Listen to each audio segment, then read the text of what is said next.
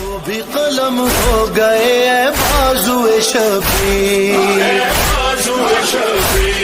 ٹکڑے ہے بدن آنکھ میں پیوست ہوا تیر، کس نے یہ میری ماں کی دعاؤں پہ کیا وار؟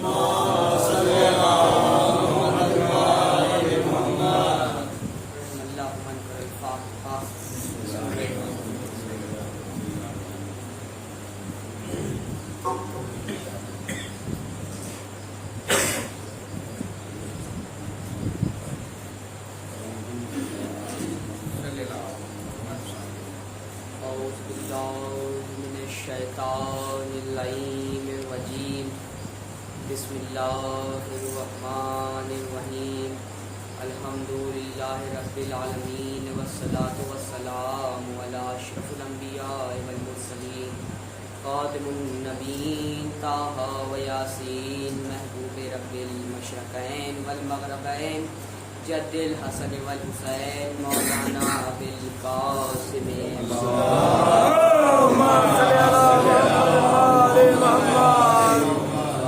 الطیبین الطاہرین المعصومین یومنا ھذا لا دائم اجمعین اما بعد فقد قال اللہ تبارک و تعالی فی کتابہ المبین وہو اصدق الصادقین وقولہ الحق بسم اللہ الرحمن الرحیم قال اللہ تعالی اذ قال ربک للملائکۃ انی جاعل فی الارض خلیفہ صلوات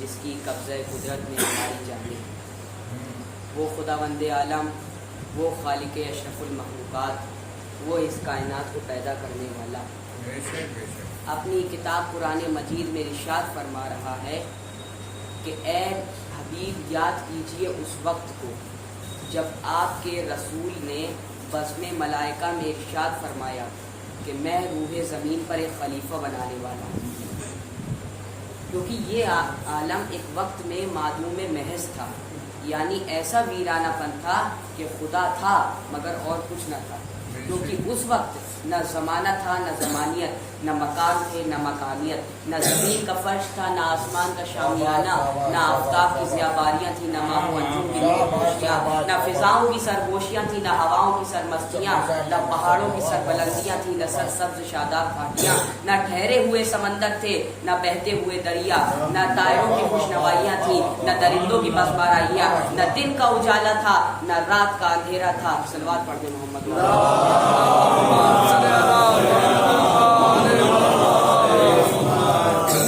کیونکہ اس وقت نہ زمانہ تھا نہ زمانیت، نہ مکان تھے نہ مکانیت، نہ زمین کا فرش تھا نہ آسمان کا شامیانہ، نہ آفتاب کی ضیاباریاں تھیں نہ ماہ و انجم کی نور پوشیاں، نہ فضاؤں کی سرگوشیاں تھیں نہ ہواؤں کی سرمستیاں، نہ پہاڑوں کی سربلندیاں تھیں نہ سرسبز شاداب گھاٹیاں، نہ ٹھہرے ہوئے سمندر تھے نہ بہتے ہوئے دریا، نہ ٹھہرے ہوئے سمندر تھے نہ بہتے ہوئے دریا، نہ طائروں کی خوشنوائیاں تھیں نہ درندوں کی بزمارائیاں، نہ دن کا اجالا تھا نہ رات کا اندھیرا تھا، فقط ایک خدا کی ذات تھی جو بے نیازی کے عالم میں اپنے انوار سمدیہ سے اپنے کمال و جمال کا مشاہدہ کر رہی تھی۔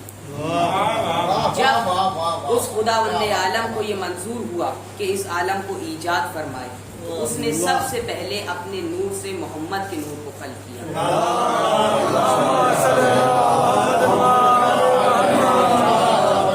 سب سے پہلے اپنے نور سے محمد کے نور کو خلق کیا، جس کے عالم سے جس کے وجہ سے تمام عالم روشن ہو گیا۔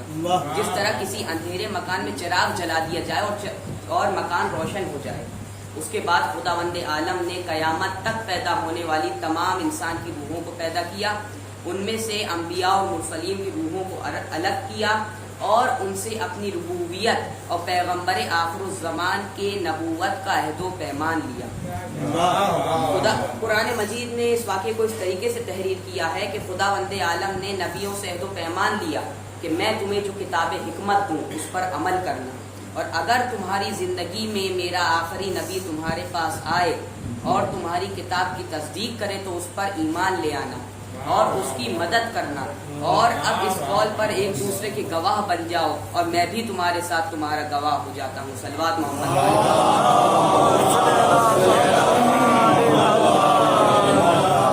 نبیوں کے عہد و پیمان کے بعد خداوند عالم نے اپنے ارادہ قدرت سے زمین کا فرش اور آسمان کا شامیانہ بنایا۔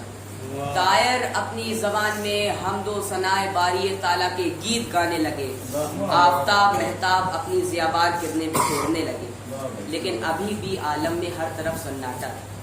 اس سناٹے کو چہل پہل سے تبدیل کرنے کے لیے، اس وادی خاموش کو گنگناہٹ میں بدلنے کے لیے، زندگی کو مقصد حیات بخشنے کے لیے خداوند عالم نے انسانوں کی خلقت کا ارادہ کیا۔ اب یہ مسئلہ پوری بشریت کا مسئلہ ہے، یہ مسئلہ پوری انسانیت کا مسئلہ ہے، یہ مسئلہ پوری آدمیت کا مسئلہ ہے۔ یہ اس کا فضل ہے کہ اس نے انسان بنانے سے پہلے ہادی بنایا، اس نے انسان بنانے سے پہلے ہادی بنایا۔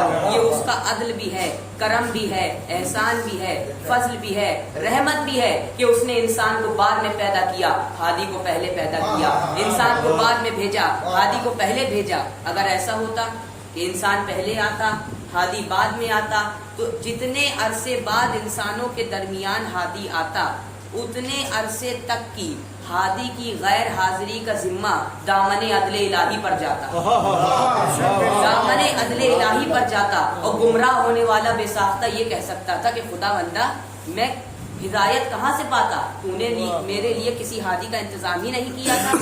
اس لیے خداوند عالم نے انسان سے پہلے ہادی کو پیدا کیا کہ اس دنیا کا پہلا انسان بھی محتاج ہدایت نہ رہ جائے، محروم ہدایت نہ رہ جائے۔ صلوات محمد۔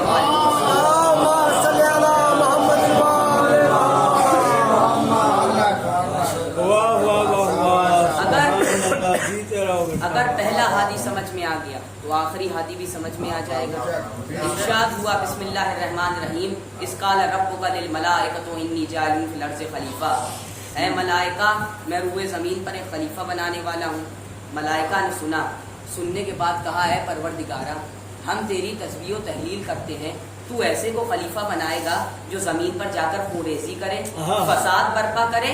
ہم تیری تسبیح و تحلیل کرتے ہیں، یعنی مقصد یہ تھا کہ اگر یہ خدمت لینا ہے تو ہم سے لے لے، اگر یہ خدمت لینا ہے تو ہم سے لے لے۔ لیکن خداوند عالم نے اس درخواست کو قبولیت نہ بخشی اور کہا کہ جو ہم جانتے ہیں وہ تم نہیں جانتے۔ انی عالم ما لا تعلمون، انی عالم ما لا تعلمون، یعنی مقصد الہی یہ تھا کہ ہم علیم بصیر کے ساتھ ساتھ حکیم بصیر بھی ہیں۔ ہمارا کوئی کام حکمت اور مصلحت سے خالی نہیں ہوگا، ہماری ذات خیر ہی خیر ہے اور ہمارے دستہ قدرت میں نیکی ہی نیکی ہے، تو بھلا ہمارا بنایا ہوا خلیفہ اور رہنما زمین پر جا کر فساد کیسے برپا کرنے لگے گا، خون ریزی کیوں برپا کرے گا؟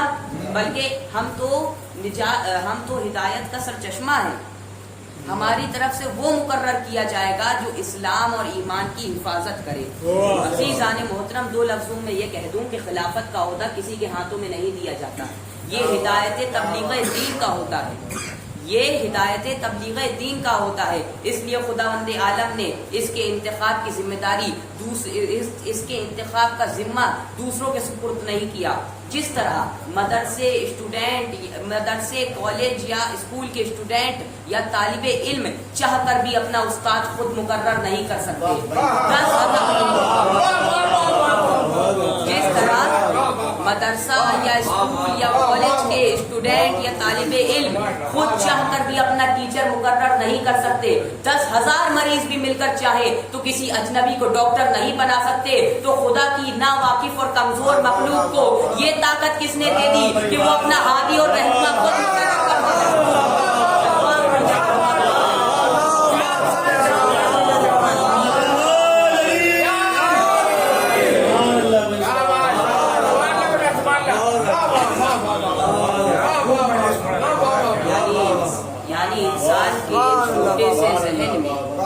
انسان کے چھوٹے سے ذہن میں یہ گنجائش کہاں کہ وہ کائنات کی چیزوں کا تصور بھی کر سکے۔ ارے جو اپنے زیر قدم زمینی کے رازوں کو نہ جانتا ہو وہ اس کائنات کی حدوں کو 1000 سالوں تک نہیں سمجھ سکے۔ اور جو اس کائنات کو جو اس کائنات کی حدوں کو نہ سمجھ سکے وہ ان رازوں کو کیا سمجھے گا جو اس عالم میں چھپے ہوئے ہیں. بس وہ خالق کائنات کہ جو تمام عالم کا ذمہ دار ہے، جس کے ایک اشارہ قدرت پر اتنا بڑا چرخ کائنات چل رہا ہے، جس کے ایک اشارہ قدرت پر دریائیں بہتی ہیں، ہوا روا دوا ہوتی ہے، آفتاب نکلتا اور ڈوبتا ہے، مہتاب اپنی منزلیں طے کرتا ہے، موسم کی آمد رفت جاری ہے، دنیا کی جس چیز کا جو نظام بنا دیا کائنات کا ذرہ ذرہ اس کا پابند ہے. اس لیے خداوند عالم نے قرآن مجید میں ارشاد فرمایا کہ اس عالی شان پروردگار کی تسبیح کیا کرو جس نے ان تمام چیزوں کو خلق کیا. صلوات محمد.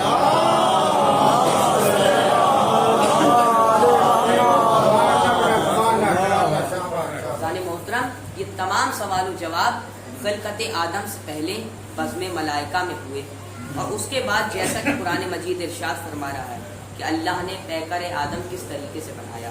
اب دیکھیے، جو کن فیکون کا مالک ہو، جو کن فیکون کا مالک ہو، اس نے کہا زمین بن گئی، اس نے کہا آسمان بن گیا، اس نے کہا ستارے بن گئے، اس نے کہا آفتاب چمکنے لگا، اس نے کہا مہتاب دمکنے لگا، اس نے کہا فرشتے پیدا ہو گئے، لیکن اس نے خلقت آدم کن کے ذریعے نہیں کی. اللہ کہہ دیتا کن، آدم بن جاتے، لیکن نہیں. حضرت آدم کے پیکر کے لیے سب سے پہلے خصوصیت سے مٹی فراہم کی گئی. فرشتوں کو حکم دیا جاؤ اور مٹی لے کر آؤ. تمام روایتیں آپ کے سامنے ہیں کس طرح فرشتے گئے، زمین نے فریاد کی، فرشتے متاثر ہو کر واپس آ گئے، آخر میں ملک الموت مٹی لے کر گئے. بہرحال فرشتوں کے ذریعے مٹی منگائی، فرشتوں کے ذریعے پانی منگایا، فرشتوں کے ذریعے مٹی میں پانی ملوایا. جب مٹی میں پانی ملوا دیا تو کہا پیکر بناؤ، فرشتوں کے ذریعے پیکر بنوایا.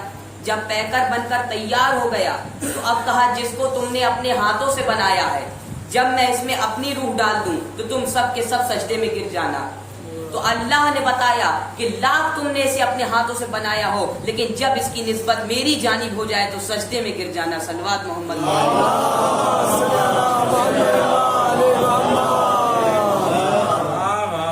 اللہ نے اپنی روح کا حصہ ڈالا، فرشتوں نے سجدہ کیا، اور اس کے بعد اللہ مخاطب ہوا اپنے معصوم ملائکہ سے اور کہا اے میرے ملائکہ، جب میں نے تم سے یہ ارشاد کیا تھا کہ میں روح زمین پر ایک خلیفہ بنانے والا ہوں، تو تم نے یہ سن کر مجھ سے عرض کی تھی کہ اے خداوندہ، ہم اس عہدے کے لیے زیادہ مستحق ہیں، ہم اس عہدے کے لیے زیادہ مستحق ہے. تو سن لو، یہ عدالت الہیہ ہے، یہاں کسی کے ساتھ بے انصافی نہیں ہوتی. اور اگر تم اب بھی آدم سے اپنے آپ کو اس عہدے میں زیادہ مستحق سمجھتے ہو تو آ جاؤ امتحان گاہ میں اور بتلا دو عرش پر چمکنے والے ان انوار مقدسہ کا نام، اور اس امتحان میں کامیابی حاصل کر لو. بس ایک مرتبہ فرشتے نوری مخلوق تھے، اپنی کمزوری کو سمجھتے تھے، پیچھے ہٹے اور ایک جملہ کہا، پروردگارا، ہم تو بس اتنا ہی جانتے ہیں جتنا تو نے ہمیں بتایا ہے، ہم تو بس اتنا ہی جانتے ہیں جتنا تو نے ہمیں بتایا ہے. بس ایک مرتبہ آدم آگے بڑھے، اللہ کی دی ہوئی دولت عقل کا سہارا لیا، اور سہارا لینے کے بعد کہا اے خداوندہ، تو محمود ہے، یہ محمد ہے، تو اعلیٰ ہے، یہ علی ہے، تو فاطر السماوات ہے، یہ فاطمہ ہے، تو احسن الخالقین ہے، یہ حسن ہے، اور تو محسن الکائنات ہے، یہ حسین ہے.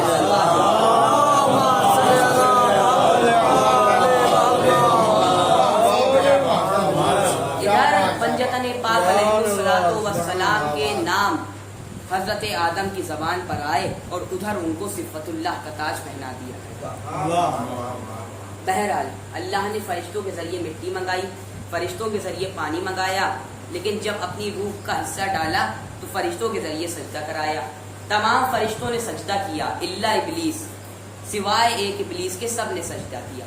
اب سوال یہ اٹھتا ہے کہ سب نے کیا سوچ کر سجدہ کیا، کیا سمجھ کر سجدہ کیا، کیا جان کر سجدہ کیا؟ تو فرشتوں نے کہا بے شک ہم اس کے لیے مٹی لائے، یہ بھی سچ ہے کہ ہم ہی نے اس کے لیے پانی فراہم کیا، اس میں بھی کوئی شک نہیں کہ ہم ہی نے مٹی میں پانی ملایا اور پیکر بنایا، لیکن اللہ کے حکم سے بنایا. لیکن جب اس کی نسبت اللہ کی جانب ہو گئی تو یہ قابل سجدہ ہو گئے، یہ قابل سجدہ ہو گئے. تو عزیزان محترم، دو لفظ کہنے کی اجازت دیجیے کہ صرف آدم کی روح اللہ کی جانب منسوب تھی تو آدم قابل سجدہ ہو گئے.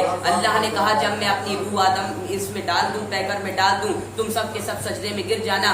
صرف آدم کی روح اللہ کی جانب منسوب تھی تو آدم قابل سجدہ ہو گئے، جبکہ آنکھیں آدم کی تھیں، چہرہ آدم کا تھا، زبان آدم کی تھی، کان آدم کے تھے، ہاتھ آدم کے تھے، جسم آدم کا تھا، نفس آدم کا تھا.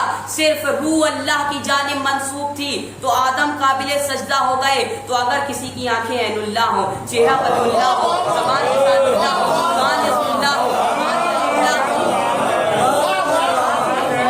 اگر کسی کی آنکھیں عین اللہ ہو، چہرہ ولی اللہ ہو، زبان لسان اللہ ہو، کان اللہ ہو، ہاتھ اللہ ہو، نفس اللہ ہو اور پورا جسم ولی اللہ ہو تو وہ کتنا لائق تعظیم ہو گئے.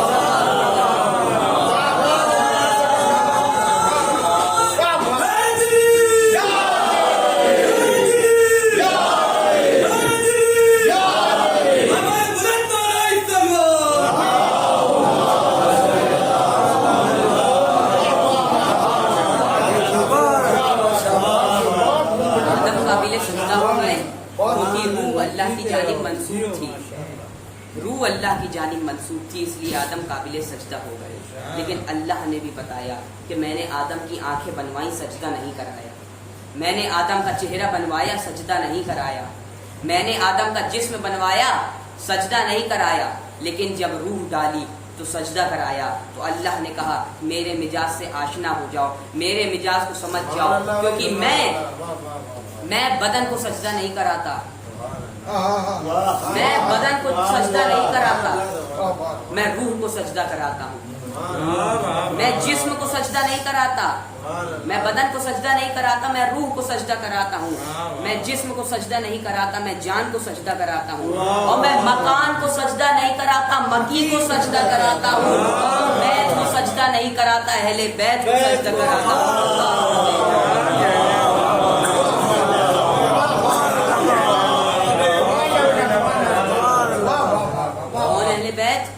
وہ اہل بیت جن کی تمکنت نے جبریل جیسے فرشتوں کی آنکھوں کو خیرہ کر بارگاہ الہی میں سوالی بن کر آواز دی، اے خدا بندہ یہ کون انوار مقدسہ ہیں کہ جن کے سامنے میری نگاہیں نہیں ٹک رہی؟ تو وہاں سے جواب ملا، اے جبرائیل یہ وہ انوار مقدسہ ہیں کہ اگر سو جائیں تو مرضی خدا کا سودا کر لیں، اگر سو جائیں تو مرضی خدا کا سودا کر لیں، ٹھوکر مار دیں تو زندگی مل جائے، یا زر و جواہر قدموں کا بوسہ لیتے ہوئے نظر آئے. ایک صلوات پڑھ دیں.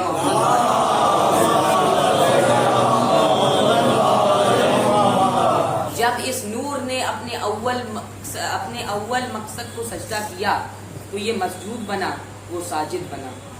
اگر انہوں نے دسترخوان پر سجدہ شکر ادا کیا تو اللہ نے انعمت علیہم کا مصداق قرار دیا. اگر یہ یتیموں، مسکینوں اور غریبوں میں کھانا تقسیم کرنے نکلے تو اللہ نے ہاشمی لقب سے نوازا.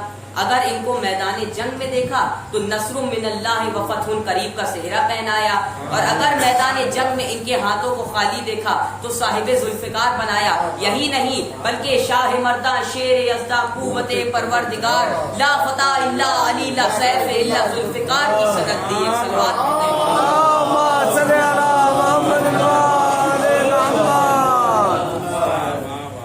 محترم. میں اپنے موضوع کی طرف واپس لوٹتا ہوں. تو معلوم ہوا کہ خلافت الہیہ کا معیار حسب و نسب نہیں ہے.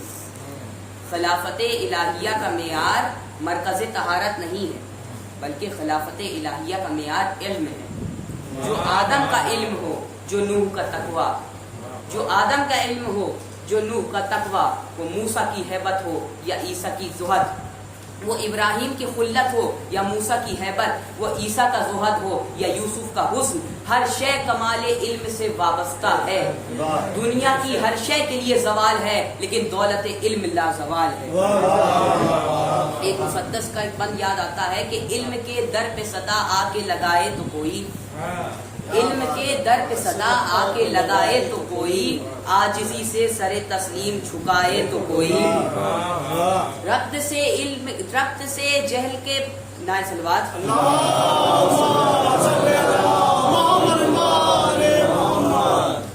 علم علم کے در پہ صدا آ کے لگائے تو کوئی، عاجزی سے سر تسلیم جھکائے تو کوئی، جہل کے پردے جو ہیں ان کو ہٹائے تو کوئی، جہل کے پردے جو ہیں ان کو ہٹائے تو کوئی، ربط سے علم کی قسمت کو بنائے تو کوئی، علم کے ملتے ہی پھر دیکھیے کیا ملتا ہے، شے مطلوب کا کیا ذکر خدا ملتا ہے۔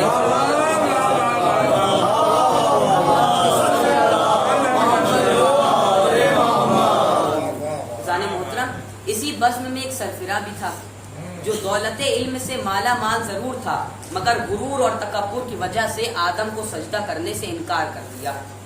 اس پر خداوندہ نے اس کو اپنے دربار سے نکل جانے کا حکم دے دیا۔ میں کہوں گا اے خداوندہ، شیطان تجھے سجدہ کرتا ہے، تیرے سامنے جھکتا ہے، اگر آدم کو سجدہ نہیں کیا تو معاف کر دے، جانے دے، لیکن اللہ کہے گا کہ لاکھ مجھے سجدہ کرتا ہو، لاکھ میرے سامنے جھکتا ہو، لیکن میں اسے اپنے دربار میں رہنے کی اجازت نہیں دوں گا، کیونکہ وہ میرا نہیں ہے جو میرے سامنے جھکے، بلکہ وہ میرا ہے جو میرے سامنے بھی جھکے اور جس کے سامنے جھکا دوں اس کے سامنے بھی جھکے۔ وہ میرا نہیں ہے جو میرے سامنے جھکے، بلکہ وہ میرا ہے جو میرے سامنے بھی جھکے اور جس کے سامنے جھکوا دوں اس کے سامنے بھی جھکے۔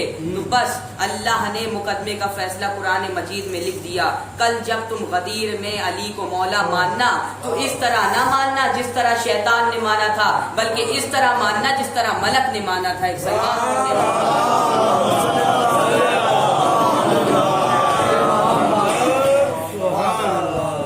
شیطان نے کہا اللہ تجھے تو مانتا ہوں مگر تیرے منوانے پہ کسی اور کو نہ مانوں گا۔ اللہ نے کہا، قرآن مجید نے آگے بڑھ کر آواز دی کہ کل جب علی کو رسول کو اگر مولا مانو گے تو جنت نہیں ملے گی، اگر صرف رسول کو مولا مانو گے تو جنت نہیں ملے گی۔ کیوں؟ کیونکہ یہ شیطان کے ماننے کا راستہ ہے، بلکہ ملک کی طرح مانو کہ رسول تمہیں بھی مولا مانتے ہیں اور اپنے بعد جس کو مولا منوا دو گے اسے بھی مولا مانیں گے۔ ایک سلوات پڑھ دیں۔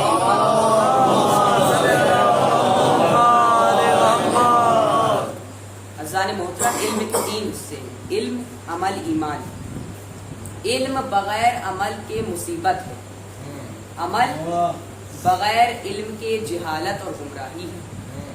علم کا عمل سے وہی رشتہ ہے جو جسم کا روح سے، علم کا عمل سے وہی رشتہ ہے جو جسم کا روح سے ہے۔ اگر علم ہونے کے باوجود عمل نہ کیا جائے تو یہ جہالت ہے۔ تاریخ کے صفحوں میں ایک واقعہ محفوظ ہے کہ ایک مرتبہ ابو حنیفہ اپنے ساتھیوں کے ساتھ بیٹھا، اپنے شاگردوں کے ساتھ بیٹھا اور کہہ رہا تھا، ایک نائب صلوات پڑھ۔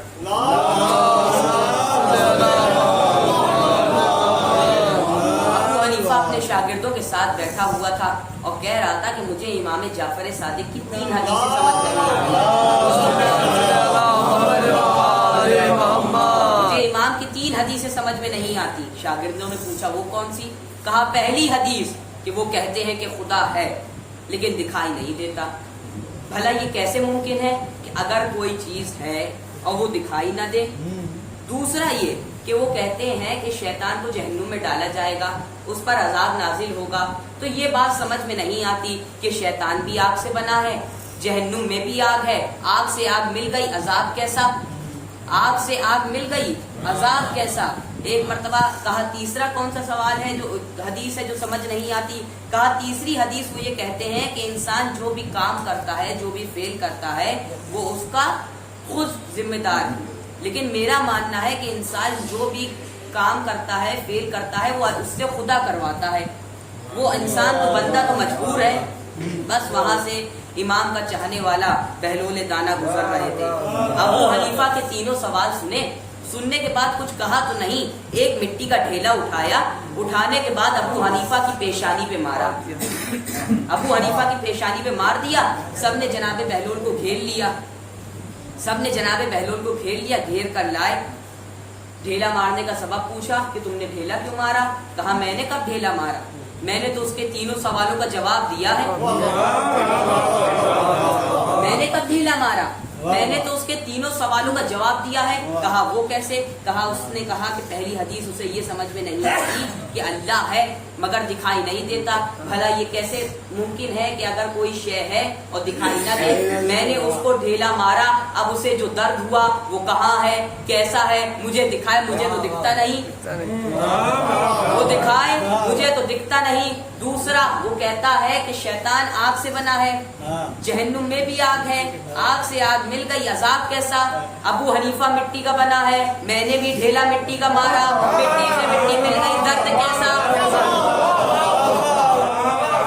अबू हनीफा मिट्टी का बना है, मैंने ढेला भी मिट्टी का मारा, मिट्टी से मिट्टी मिल गई, अब दर्द कैसा। कहा तीसरा जवाब बताओ। कहा अबू हनीफा का मानना है कि इंसान जो भी फेल करता है वो उसका खुद जिम्मेदार नहीं होता, बल्कि उससे तो अल्लाह कराता है। तो ये फेल भी मुझसे अल्लाह ही ने कराया है, अब जाकर उससे हिसाब लो, उससे जवाब लो। ये फेल मुझसे अल्लाह ने कराया है, और अगर मेरे इमाम की हदीस गलत है तो मैं उसका गुनहगार हूँ। एक मर्तबा अबू हनीफा बहलोल के कदमों में गिरा और अपनी गलती पर नादिम हुआ। अज़ीज़ान मोहतरम, बस खत्म कर दी मैंने मजलिस। अज़ीज़ान मोहतरम, फजाइल के लाख दरिया बहा दिए जाएं, लेकिन इस फर्श अज़ा जब रिश्ता है तो हुसैन की दुखियारी माँ आ जाती है। फजाइल के लाख दरिया बहा दे, लेकिन जब तक मसाइब हुसैन ना हो, इमाम मजलूम पर गिरिया उजारी ना हो, बीबी फातिमा का कलेजा ठंडा नहीं। अज़ान मोहतरम, आज 8 मुहर्रम है और 8 मुहर्रम हजरत अब्बास से मंसूब होती है। कौन हजरत अब्बास, कौन बाबुल हवाइज, कि इमाम हुसैन के सौतेले भाई, लेकिन वफादारी ऐसी कि इंसान सगे भाइयों की मिसाल पेश नहीं कर सकते। हजरत अब्बास अलैहिस्सलातु वस्सलाम, रवायतों में मिलता है कि जब रोज़े आशूरा तमाम असहाब अंसार शहीद हो चुके, मुस्लिम इब्ने औसजा शहीद हो गए और इब्ने यजीद रिहाई शहीद हो गए, इमाम हुसैन के तमाम अंसार शहीद हो गए, यहाँ तक कि औनो मोहम्मद भी शहीद हो चुके, कासिम के लाश के टुकड़े टुकड़े भी हो चुके। हज़रत अब्बास बार बार इमाम हुसैन की खिदमत में आते हैं और कहते हैं आका मुझे अब रन में जाने की इजाज़त दीजिए। इजाज़त नहीं मिलती, वापस चले जाते हैं, फिर आते हैं आका मुझे रन में जाने की इजाज़त दीजिए। कहा है भैया अब्बास, तुम मेरे लश्कर के अलमदार हो, तुम्हें कैसे मैं भला जाने की इजाज़त दूं। एक मर्तबा दाएं देखते हैं, बाएं देखते हैं और कहते हैं आका अब वो लश्कर कहाँ है जिसका मैं अलमदार था, अब वो लश्कर कहाँ जिसका मैं अलमदार था। बस एक मर्तबा इजाज़त नहीं मिलती, फिर वापस चले जाते हैं।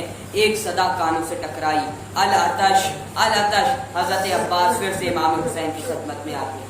कहा है आका मरने की इजाज़त नहीं देते, जंग करने की इजाज़त नहीं देते, कम से कम इतनी इजाज़त दे दीजिए कि इन प्यासे बच्चों के लिए पानी की सबील कर लूँ, इन प्यासे बच्चों के लिए पानी की सबील कर लो। हाँ ज़दारो, हज़रत अब्बास को पानी की सबील करने की इजाज़त मिली। मशक़े सकीना को लिया, हज़रत अब्बास तराई की तरफ बढ़े, नहरे अलकमा की तरफ चले। अब जो ज़ालिमीन ने हज़रत अब्बास को आते हुए देखा, तेवर में ही इतना कमाल था कि सब ने रास्ता छोड़ दिया। हज़रत अब्बास ने बड़ी ही आसानी से नहरे अलकमा पर कब्जा किया और उसके बाद मशक़े सकीना को नहर में डाल दिया। फौज बिखर गई। नहरे फरात में मशक़े सकीना को डाला और डालने के बाद जब 3 दिन की सूखी हुई मश्क तर हो गई, उसमें पानी भर गया, तो हज़रत अब्बास ने मश्क को काने पे लटकाया और ख़याम हुसैनी की तरफ वापस बढ़े। इतनी देर में जो बिखरी हुई फौज थी वो सिमट आई, जो बिखरी हुई फौज थी वो सिमट आई। चारों तरफ से हज़रत अब्बास गिर चुके हैं। हज़रत अब्बास ख़याम हुसैनी की तरफ बढ़ रहे हैं। बढ़ते बढ़ते इसी असना में एक जालिम ने ऐसा वार किया कि आपका दायां बाजू कलम हो गया। आपने बाजू की फिक्र किए बगैर मश्क को दूसरे हाथ से थामा, फिर से ख़याम हुसैनी की तरफ जानिब बढ़ने लगे।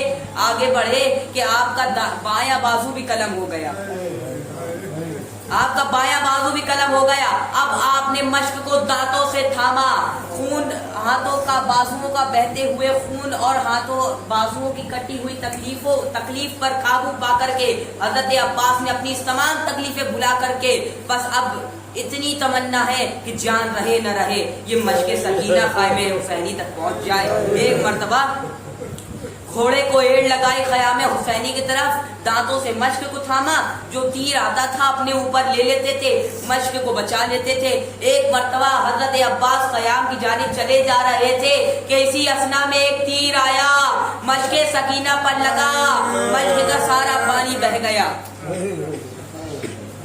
حضرت عباس کے دل کی آس ٹوٹ گئی، گھوڑے کو واپس نہر کی طرف موڑ لیا، کہا اب میں خیمے میں جا کر کیا کروں گا، سکینہ کو کیا منہ دکھاؤں گا۔ اسی اثنا میں ایک تیر آپ کی آنکھ میں آ کر کے پیوست ہوا۔ حضرت عباس نے عزیزان محترم یہ بتانے سے پہلے کہ حضرت عباس کی آنکھ میں جب تیر پیوست ہوا تو کس طریقے سے ان کو تکلیف ہوئی، ایک لمحے کے لیے اپنی آنکھوں کو بند کریں اور تصور کریں کہ اگر آپ کہیں جا رہے ہیں، آپ کے آنکھ میں ایک چھوٹی سی کنکڑی بھی آ کر پڑ جاتی ہے تو کیا ہوتا ہے؟ سب سے پہلے انسان کا ہاتھ انسان کے آنکھ پر جاتا ہے، لیکن سکینہ کے شیر دل چچا کے وہ ہاتھی کہاں تھے کہ جس سے تیر کو نکالتا؟ ایک مرتبہ سر کو جھٹکا، تیر نہ نکلا، بس ایک مرتبہ زانوؤں سے سر کو جھکا کر جیسے ہی چاہتے ہیں کہ سر اٹھا کر کے تیر کھینچے، پیچھے سے ایک ایسا غرز لگا کہ سکائے سکینہ سے گھوڑے پر نہ رہا گیا، زین سے زمین کی طرف چلے۔ کربلا کے جتنے شہید زین سے زمین پر آئے انہوں نے اپنے ہاتھ ٹیک لیے، لیکن عباس کے ہاتھ کہاں تھے کہ جن کا سہارا لیتا؟ سکائے سکینہ منہ کے بل زمین کربلا پر گرا، ادھر سکائے سکینہ کا گرنا تھا، چاروں طرف سے درندے جھپٹ پڑے۔ حضرت عباس نے صدا دی، اے آقا میرا آخری سلام قبول کیجئے۔ امام حسین نے کمر کو تھاما، اے عباس تمہارے مرنے سے میری کمر ٹوٹ گئی۔ امام حسین دریا کی جانب بڑھے، بڑھتے بڑھتے حضرت عباس کے پاس پہنچے۔ اب جو دیکھا حضرت عباس کے بازو کٹے ہوئے ہیں، آنکھوں میں تیر پیوست ہے۔ ایک مرتبہ آواز دی ہے بھیا عباس، حسین آ گیا۔ ایک مرتبہ امام سے کہا اے آقا میری ایک خواہش ہے۔ کہا کیا خواہش ہے؟ کہا اے آقا پہلی خواہش تو یہ ہے کہ میرا لاشا خیمے میں نہ لے جائیے گا، سکینہ سے پانی کا وعدہ کر کے آیا تھا، اب سکینہ کو کیا منہ دکھاؤں گا؟ کہا عباس اور بتاؤ؟ کہا آقا دوسری خواہش یہ ہے کہ جب اس دنیا میں آیا تھا تو سب سے پہلے آپ کے چہرے کی زیارت کی تھی، اب دنیا سے جا رہا ہوں تو جی چاہتا ہے آپ کے چہرے کی زیارت کروں۔ تو امام حسین نے کہا ہے عباس زیارت کرو، کیا پریشانی ہے؟ کہا آقا ایک آنکھ میں تیر لگا ہے، ایک میں خون بھرا ہوا ہے۔ بس ایک مرتبہ امام حسین نے اپنے ابا کے دامن سے خون صاف کیا، حضرت عباس نے زیارت کی۔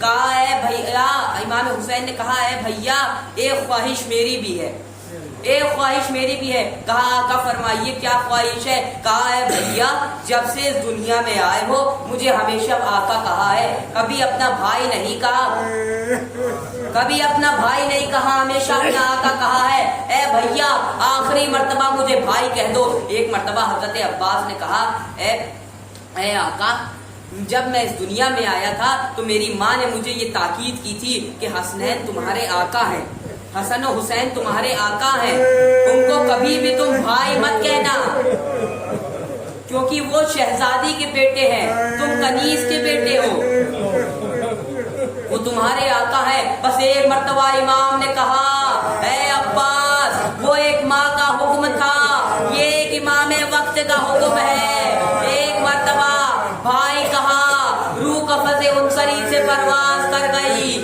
امام حسین نے کمر تھامی، اے عباس تمہارے مرنے سے ہماری کمر ٹوٹ گئی۔